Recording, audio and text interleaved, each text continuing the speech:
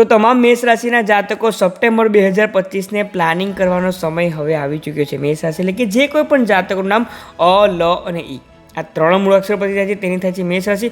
હવે જો તમારા દૈનિક રાશિફળ વિશે આપણે ચર્ચા કરીએ તો મેષ રાશિના તમામ જાતકો મહિનાની શરૂઆતના પ્રથમ 3 દિવસે એટલે કે 1, 2 અને 3 ઓગસ્ટ દરમિયાન તમારું સ્વાસ્થ્ય ખાસ સાચવવાનો સમય આવી ચૂક્યો છે. 4 થી 8 ઓગસ્ટ દરમિયાન તમારું સ્વાસ્થ્ય પણ સારું રહી શકે છે અને તમારા રોકાયેલા કાર્ય પૂરા કરવા માટેનો આ સમય છે. તેથી તમારે તે કાર્ય પાછળ ભાગવાની જરૂરત છે. ત્યારબાદ 9 અને 10 કોઈ પણ પ્રકારના ઇન્વેસ્ટમેન્ટ કરવાથી તમારે બચવાનું છે. તમારા સાથે ફ્રોડ થઈ શકે છે, અકારણ ખર્ચા પણ આવી શકે છે. ત્યારબાદ 11 થી 14 તારીખ દરમિયાન ફરીથી સારો સમય આવી રહ્યો છે. તમારા રિલેશનશિપમાં, ફેમિલીમાં અને તમારા વર્કપ્લેસ પર ઘણો સારો સમય પસાર થઈ શકે છે. પરંતુ 15, 16, 17, 18 આ 4 દિવસ દરમિયાન કંઈક પ્રકારનું અનનોન ફિયર તમારા જીવનમાં આવી રહ્યું છે.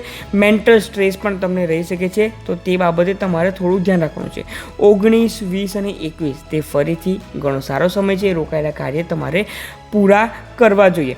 પરંતુ 22 અને 23 અને 24 આ 3 દિવસ કોઈ પણ પ્રકારના વાદ વિવાદથી તમારે બચવાનું છે. ત્યારબાદ 25, 26 અને 27 તે ફરીથી સારો સમય તો તમારા માટે આવ્યો છે, એટલે કે ન્યુટ્રલ રહી રહ્યો છે.